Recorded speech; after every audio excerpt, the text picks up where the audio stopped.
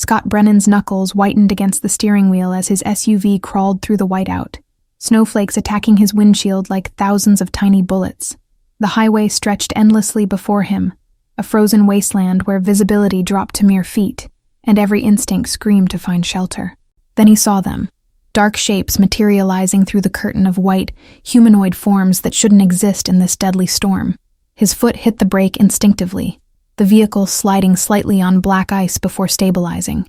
Through the swirling chaos, the shapes resolved into something that made his chest tighten with disbelief. A woman stood in the middle of the frozen highway, a bundle clutched against her chest, 4 small figures clinging to her long coat like drowning sailors to a life raft. Scott had spent 15 years making impossible decisions, calculating risks that would destroy weaker men. This moment required no calculation, only the primal human response to see children suffering in sub-zero temperatures. He maneuvered the SUV closer, emergency flashers painting the snow in rhythmic crimson pulses that seemed to match his accelerating heartbeat.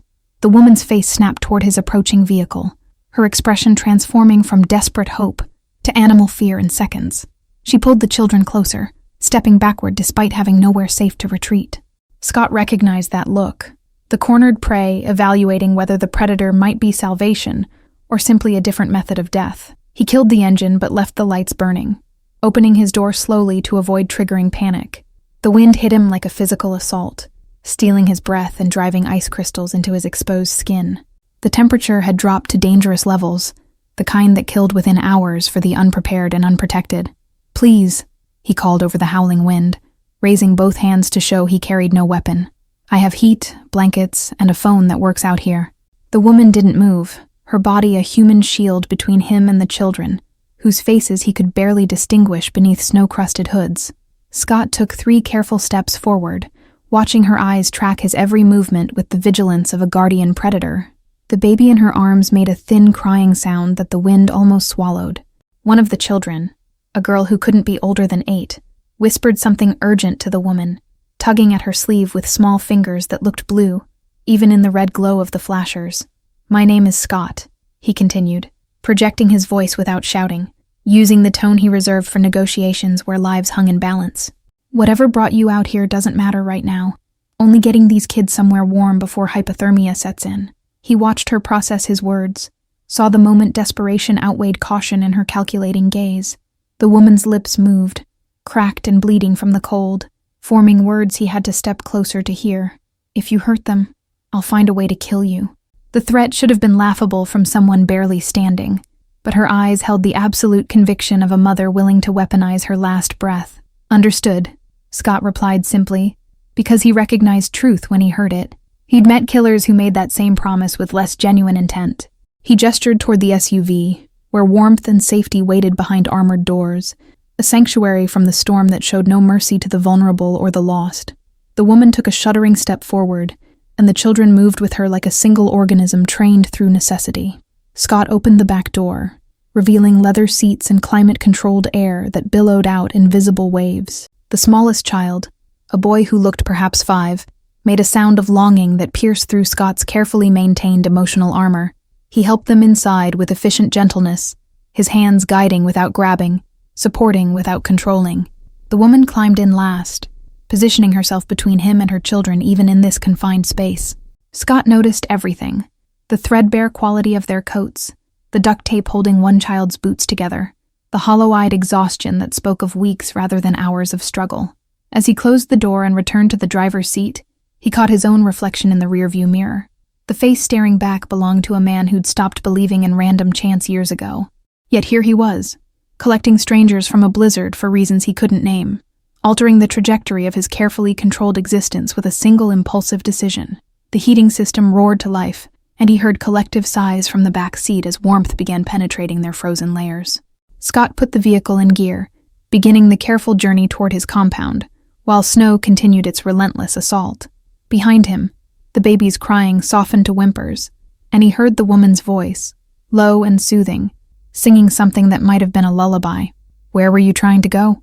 Scott asked after several minutes of silence, his eyes fixed on the barely visible road. The question hung in the warm air, simple on the surface, but loaded with implications about how this night would unfold and what obligations he was accepting by opening his door to strangers who carried their desperation like visible wounds.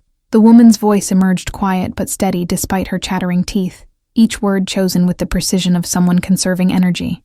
My aunt's place, about 40 miles north, but our car died 15 miles back. She shifted the baby higher against her shoulder, and Scott caught the protective gesture in his peripheral vision, the instinctive maternal adjustment that spoke of countless similar movements.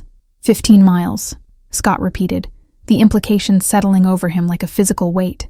They'd been walking for hours in conditions that killed experienced hikers, with 4 young children and an infant. The math was simple and horrifying. Another hour and he would have been driving past frozen bodies instead of survivors. One of the middle children, a girl with dark braids visible beneath her hood, spoke up in a small voice that carried surprising firmness. Mama tried to call for help, but the phone battery died.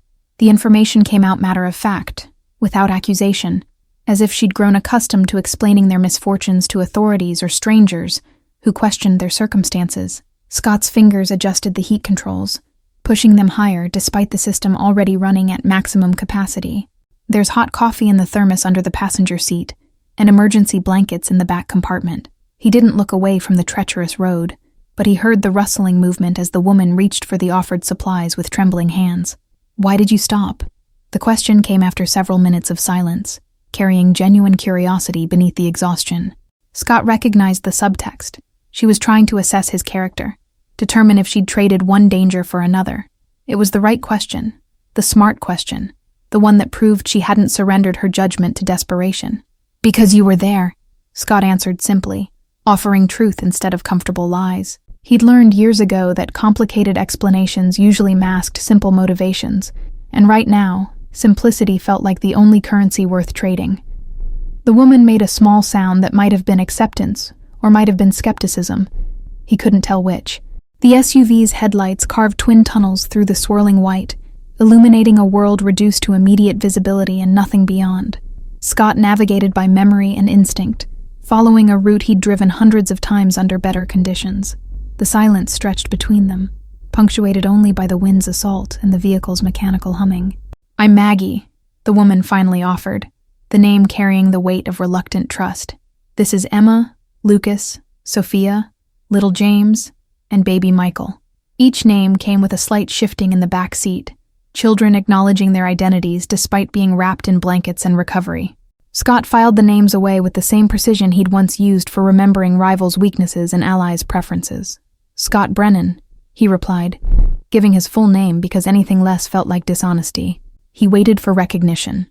His surname carried weight in Chicago's underground, but Maggie's expression remained neutral, suggesting she existed outside the circles where his reputation preceded him.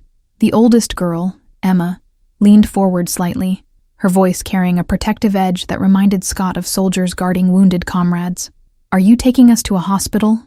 The question revealed strategic thinking beyond her years, establishing that someone in this vehicle was tracking their route and destination despite the disorienting conditions. My place first. It's closer and has everything you need, Scott explained, his tone inviting no argument while remaining factual. Then we can figure out next steps once everyone's safe and warm. He caught Emma's eyes in the rearview mirror, holding her gaze for a moment that communicated respect for her vigilance. Maggie's hand settled on Emma's shoulder, a gentle pressure that might have been restraint or reassurance. How far? Her voice carried the flat tone of someone conserving emotional energy, focusing only on logistics that determined immediate survival. 20 minutes in good weather, maybe 40 tonight, Scott estimated, recalculating based on current visibility and road conditions. The compound sat isolated by design, surrounded by woods that provided privacy and natural barriers. Tonight that isolation meant safety from curious eyes, a sanctuary where explanations could wait until dawn.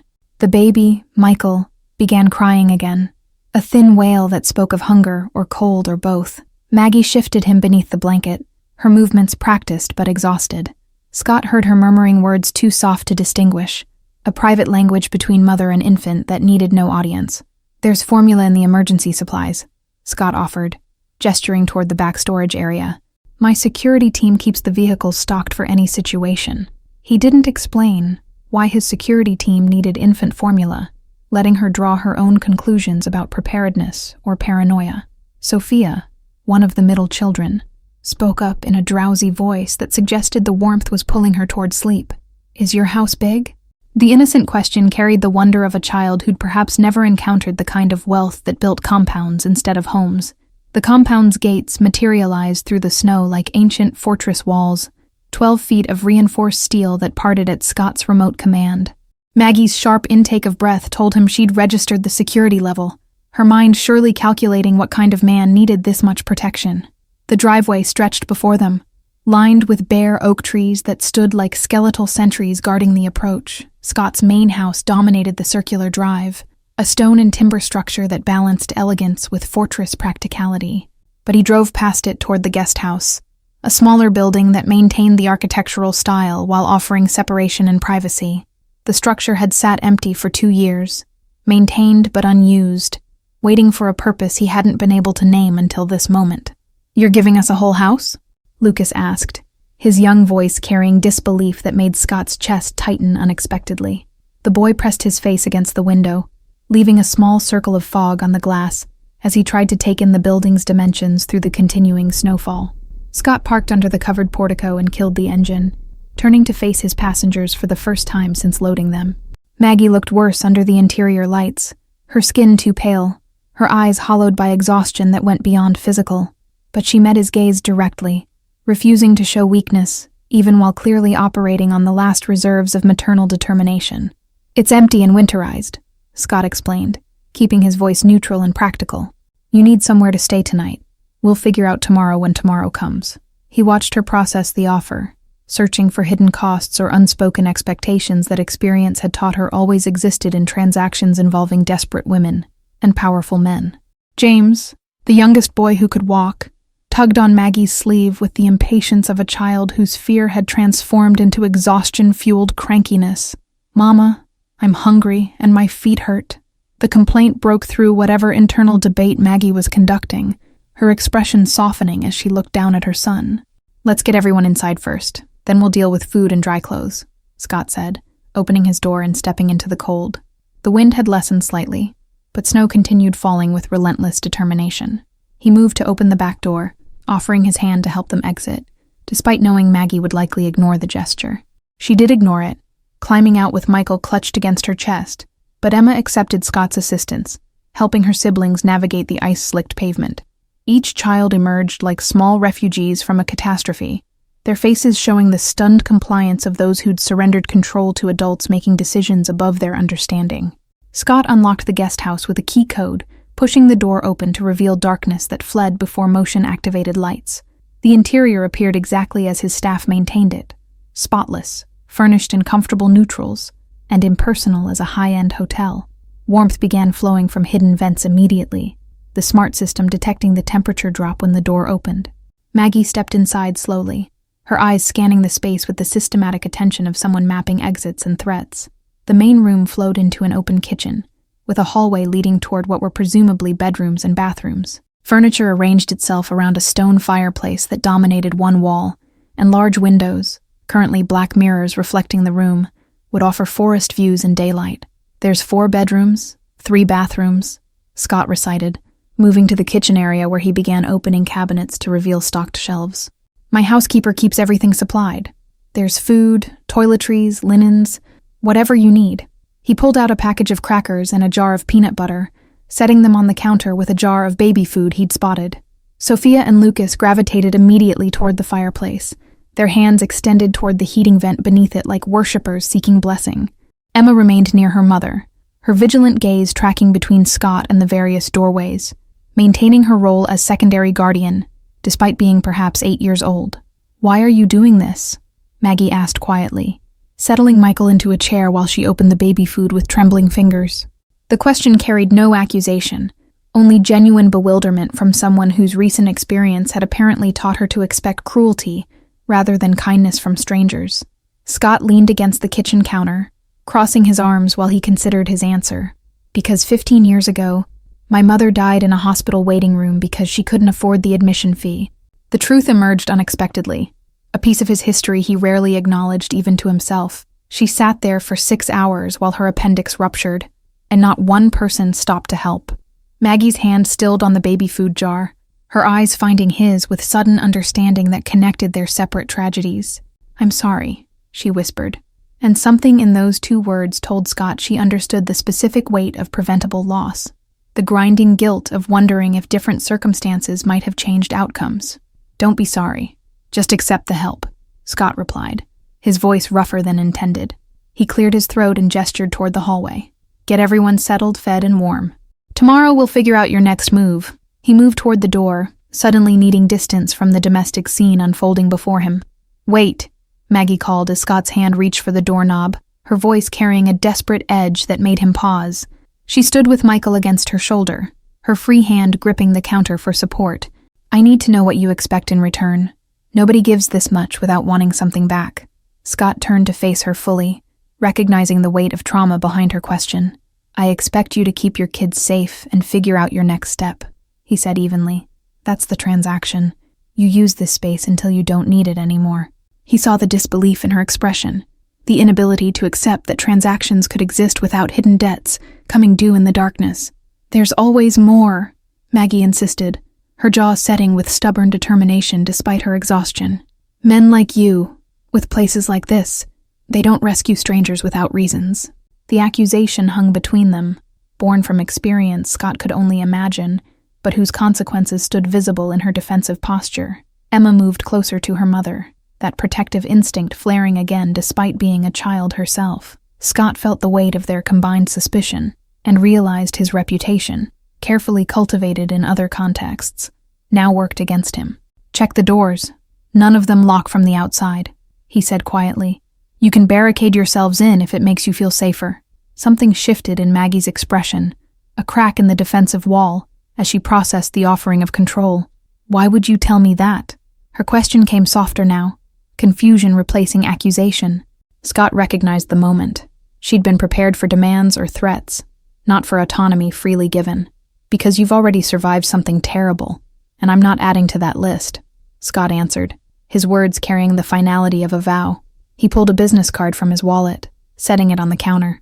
"My number's on there. Call if you need anything during the night." He moved toward the door again, this time completing the motion before she could stop him. The cold air hit him like absolution as he stepped outside, pulling the door closed behind him with deliberate gentleness. Through the window, he watched Maggie sink into a chair, her body finally surrendering to the exhaustion she'd been fighting. Emma immediately moved to help with the other children, displaying organizational skills that spoke of previous necessity and practice. Scott walked toward the main house through falling snow, his mind replaying the evening's events with the analytical precision he usually reserved for business complications. He deviated from every protocol, broken his own rules about involvement, and invited strangers into his most secure space.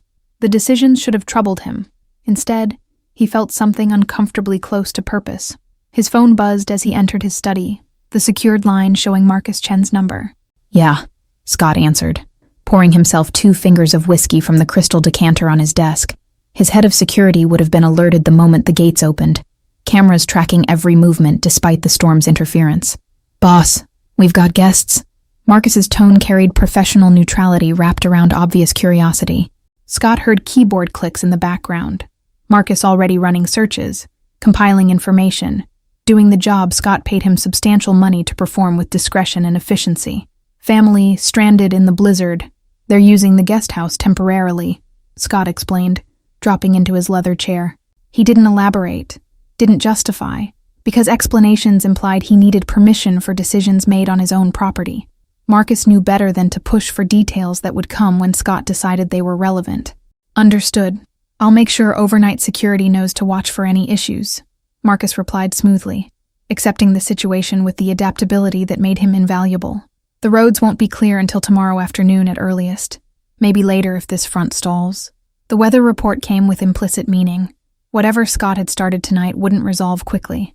Scott ended the call and stood at his window, looking across the snow-covered grounds toward the guest house's lit windows. He could see movement inside, shadows passing behind curtains as Maggie got her children settled for the night. The scene carried a domesticity entirely foreign to his usual existence, yet he found himself unable to look away from the tableau of survival, transforming into temporary safety. Morning arrived with the stark brightness of sun reflecting off fresh snow. transforming the compound into a blinding white landscape that erased all evidence of the previous night's violence. Scott stood in his kitchen brewing coffee when his phone lit up with an incoming call from a number he'd hoped never to see again. Joseph DeLuca's name glowed on the screen like a ghost demanding acknowledgement.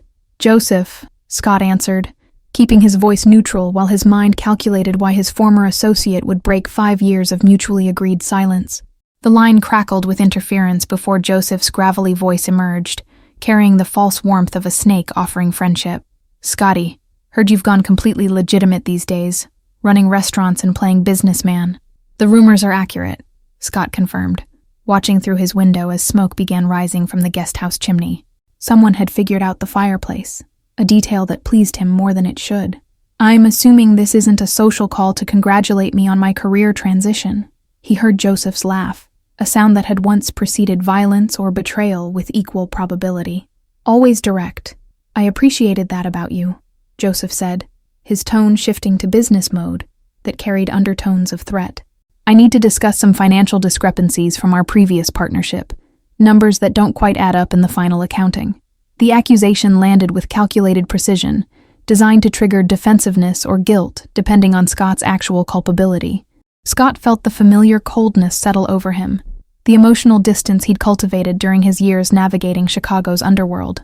"Any discrepancies existed before I left, and we settled accounts completely per our agreement," he stated flatly, refusing to engage with implied accusations. "If you're having problems balancing your books, that's a Joseph problem, not a Scott problem." The silence on the line stretched long enough that Scott wondered if the call had dropped, but then Joseph spoke again, with edge replacing false friendliness. "I'll be in Chicago next week. We should meet, review those old records together, make sure we're remembering events the same way." The request came phrased as suggestion, but carried the unmistakable weight of demand. "I don't have those records anymore, and I don't take meetings about business I left behind," Scott replied, his tone final.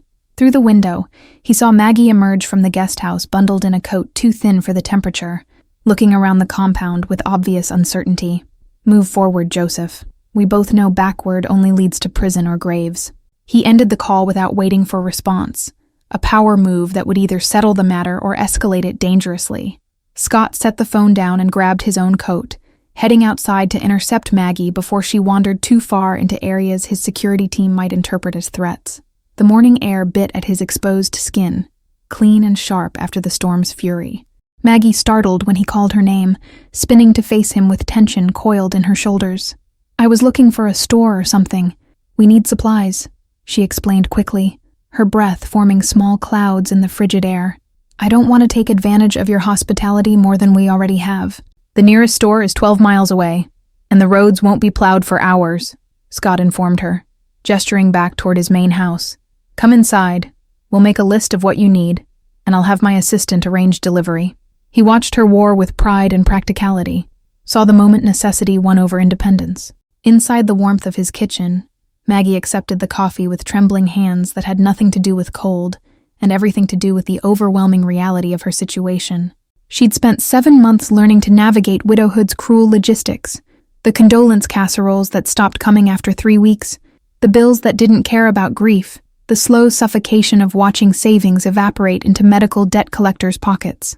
This man's casual generosity felt like a language she'd forgotten how to speak, leaving her scrambling for appropriate responses to kindness she couldn't repay. Scott pulled out his phone and began typing notes as Maggie hesitantly listed necessities: diapers, formula, children's medicine, basic groceries spoken in the apologetic tone of someone accustomed to being told their needs were burdensome.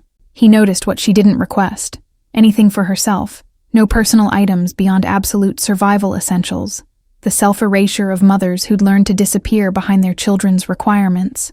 "Add clothes, toiletries, whatever you need personally," Scott insisted, looking up from his phone with an expression that discouraged argument. "I can't afford—" Maggie started, then stopped as Scott raised one hand in a gesture that managed to be both commanding and gentle. "This isn't a loan requiring repayment schedules and interest calculations," he interrupted, his tone brooking no debate. "Consider it back payment for every person who drove past someone in need and congratulated themselves for minding their own business. Cosmic debt I'm settling on behalf of a species that fails each other far too often." They walked to the main house together, their feet crunching through snow that sparkled like scattered diamonds in the morning light. Scott led her through the side entrance directly into his kitchen, a space of stainless steel and granite that probably cost more than most families spent on entire homes. Maggie's eyes widened slightly before she controlled her expression, her hands clasping together nervously. "Coffee?" Scott offered, already pulling a second mug from the cabinet. Maggie nodded, settling onto a bar stool at the kitchen island, with the careful movements of someone entering territory where they didn't quite belong. "The kids still sleeping?" He poured rich dark coffee into both mugs, sliding one across the granite surface toward her. "Emma's watching them. She's good at that," Maggie said softly, wrapping both hands around the mug as if drawing strength from its warmth. She had to grow up too fast after David died. The name emerged with visible pain, the wound still fresh, despite whatever time had passed since her husband's death. 3 months dissolved into routine with surprising ease, the guest house transforming from temporary shelter into something approaching home. Scott found himself inventing reasons to check on Maggie and the children, ostensibly ensuring they had everything needed, but really just seeking the strange peace their presence provided. He'd helped Emma with her math homework twice, fixed Lucas's broken toy truck, and discovered he could make Sophia laugh by doing terrible animal impressions. Maggie had secured employment at a local diner, her shifts carefully arranged around the children's school schedule that Scott had personally ensured they could attend at the private academy near his compound. He'd made phone calls, pulled strings he'd sworn never to use again, telling himself it was simple logistics rather than growing emotional investment. The lie became harder to maintain each time he heard Michael's delighted squeals when Scott entered the guest house. Valentine's Day arrived with mockery timing, the holiday decorations throughout town serving as constant reminders of what Scott had convinced himself he'd never want. He'd planned to work late at his restaurant, the legitimate business that had grown surprisingly successful under Maggie's natural management suggestions. But at 7 p.m., he found himself knocking on the guest house door holding takeout from Chicago's best Italian restaurant and feeling ridiculously nervous. Maggie opened the door with flour dusting her cheek, her expression shifting from surprise to something softer when she recognized him. "The kids are asleep. I was just baking cookies because apparently that's what normal mothers do," she said with self-deprecating humor. "You're rescuing me from burning down your guest house with my questionable baking skills." Scott held up the takeout bags like peace offerings, suddenly aware of how presumptuous this gesture might seem. "I thought you might be tired of cooking, and this place makes incredible chicken marsala," he explained, feeling uncharacteristically awkward. "But if this is overstepping, I can just leave it and go." "Don't you dare," Maggie interrupted, stepping back to let him enter. She'd transformed the sterile guest house into something warm. Children's artwork covered the refrigerator, toys organized in bins near the fireplace, and small touches of personality scattered throughout the space. "I was actually hoping you'd stop by tonight because there's something I need to say." They sat at the small dining table, plates of expensive Italian food between them while tension stretched like elastic ready to snap. Maggie pushed pasta around her plate, gathering courage visible in the set of her shoulders. "I keep waiting for you to ask for something in return for all this. The house, the school arrangements, the job connections, everything," she finally said, her eyes meeting his directly. "I told you. I don't want," Scott began, but Maggie raised her hand to stop him, a gesture so naturally commanding he obeyed immediately, despite usually accepting interruption from no one. She took a deep breath that seemed to draw courage from somewhere deep inside. "I know what you said, but here's what I want," Maggie continued, her voice steady despite the vulnerability in her eyes. "I want to stop pretending I don't look forward to your visits more than anything else in my day. I want to stop lying to myself that the way my heart speeds up when I hear your voice is just gratitude." Her confession landed between them like a grenade with the pin already pulled. Scott felt his carefully constructed emotional walls cracking under the assault of her honesty. "Maggie." He stopped, unsure what warning or protest he'd planned to voice.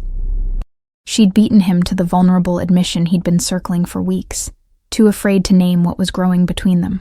"You saved our lives," Maggie said softly, reaching across the table to take his hand with boldness that surprised them both. "But somewhere along the way, you also gave me permission to start living again instead of just surviving. David was my first love, and losing him broke something fundamental. But you've shown me that broken things can be repaired with different materials and maybe become stronger." Scott's fingers closed around hers, the physical connection sending electricity up his arm that had nothing to do with static and everything to do with want he'd been suppressing. You deserve someone without my history, my complications, he argued weakly, making one last attempt at nobility even as his thumb traced circles on her palm. I deserve someone who sees me as more than a tragedy project, Maggie countered, her voice gaining strength. Someone who treats my children like they matter, who fixed Lucas's truck at midnight because a broken toy was breaking his heart, who helped Emma feel safe enough to cry about her dad because you made space for grief without trying to fix it. Each example landed like evidence in a trial, where Scott stood accused of caring more than he'd admitted. Scott's response came not in words, but in action, rising from his chair and moving around the table to pull Maggie to her feet with gentle insistence. Their height difference meant she had to tilt her head back to maintain eye contact, vulnerability and hope warring in her expression. I've been terrified of this moment since the night I found you in that storm, he admitted, his voice rough with emotion he'd spent months suppressing. Terrified of what? Maggie whispered, her hands settling against his chest. Where his heart hammered hard enough, she surely felt it through the fabric. Scott covered her hands with his own, holding them in place as if anchoring himself to something real and solid after years of drifting through purposeless existence. That I'd want this too much. Want you. Want them. Want the whole impossible package of family and normalcy that men like me don't get to keep, Scott confessed, the words spilling out with the desperate honesty of a man who'd run out of resistance. Everything I touch eventually gets destroyed by the gravity of my past decisions, and the thought of that happening to you five makes me want to run until I hit an ocean. Maggie's hands shifted to frame his face, forcing him to meet her unwavering gaze. Then stop running, she said simply, the words carrying weight of invitation and challenge combined. Stay and fight for something good instead of assuming you'll destroy it. Give us the chance to prove we're stronger than your fear. Her thumb brushed across his cheekbone in a gesture so tender it nearly broke him. Scott kissed her then, unable to maintain distance for another second, pouring months of longing and fear and desperate hope into the connection. Maggie responded with equal intensity, rising on her toes to eliminate the space between them, her fingers threading into his hair. The kiss tasted like Italian seasoning and promise, like second chances neither had expected to receive. When they finally broke apart, both breathing hard, Scott rested his forehead against hers. I'm going to disappoint you, he warned, needing her to understand the reality beneath the romance. I'll forget important things, struggle with emotions, probably terrify your children with my lack of parenting instincts, and bring complications you can't imagine into your peaceful existence. And I'm going to drive you crazy with 5 children's worth of chaos, cry over memories of David at unpredictable moments, burn dinner more often than I succeed, and demand honesty even when lies would be more comfortable, Maggie countered, her smile visible in her voice. Welcome to imperfect love between 2 broken people trying to build something beautiful from the pieces. The months that followed held challenges neither anticipated. Joseph DeLuca made 2 more attempts at contact, before apparently accepting Scott's refusal to re-engage with that world. Emma struggled initially with accepting Scott's presence in her mother's life, her loyalty to her deceased father, warring with her gradual recognition that her mother deserved happiness. Lucas bonded with Scott over fixing things, his natural mechanical aptitude finding an appreciative audience in someone who valued practical skills. Sophia appointed herself wedding planner approximately 2 weeks after catching Scott and Maggie kissing in the kitchen, her elaborate plans involving more flowers than existed in Illinois, and a guest list that somehow included 3 princesses. James oscillated between calling Scott Mr. Scott and Dad, depending on his mood, the linguistic uncertainty reflecting emotional complexity of adding a new parental figure. Michael, still young enough to adapt without resistance, simply accepted Scott's presence as natural as sunrise. The wedding ceremony took place exactly 1 year after the blizzard rescue, the anniversary chosen deliberately as marker of transformation. They gathered in the main house's great room, decorated by Sophia's enthusiastic if chaotic vision, with Aunt Beth crying happy tears in the front row. Emma stood as junior maid of honor, having finally granted her blessing after a serious conversation where Scott promised never to attempt replacing her father, but rather to honor his memory by loving his family well. Marcus Chen served as best man, his professional demeanor cracking into genuine emotion when Scott's voice broke during vows. I promised to honor David's memory by protecting the family he loved enough to sacrifice everything for, Scott said, looking at Maggie through tears neither bothered hiding. I promised to be the father these children deserve, not by erasing their past, but by building their future with every resource I possess. Maggie's vows spoke of storms and sanctuary, of the unexpected grace of strangers who become family, of love that arrives not despite tragedy, but through it. "You stopped in the blizzard when you could have driven past," she said, her voice steady and strong. "Thank you for seeing us when the world had taught me we were invisible. Thank you for proving that hope sometimes wears unexpected faces and drives an intimidating SUV." The kiss that sealed their marriage was witnessed by 5 children who cheered with varying degrees of understanding, by Aunt Beth, who couldn't stop crying, by Marcus, who actually smiled, and by staff members who'd watched Scott transform from isolated fortress resident into something approaching happy. Outside, snow began falling again, gentle this time rather than violent, as if nature itself approved of this particular ending that was really just another beginning.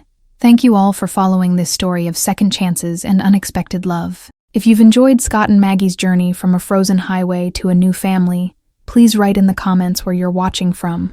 I'd love to know where in the world this story found you. Don't forget to like, subscribe, and share this video, because your support helps me continue bringing these stories of hope and redemption to life.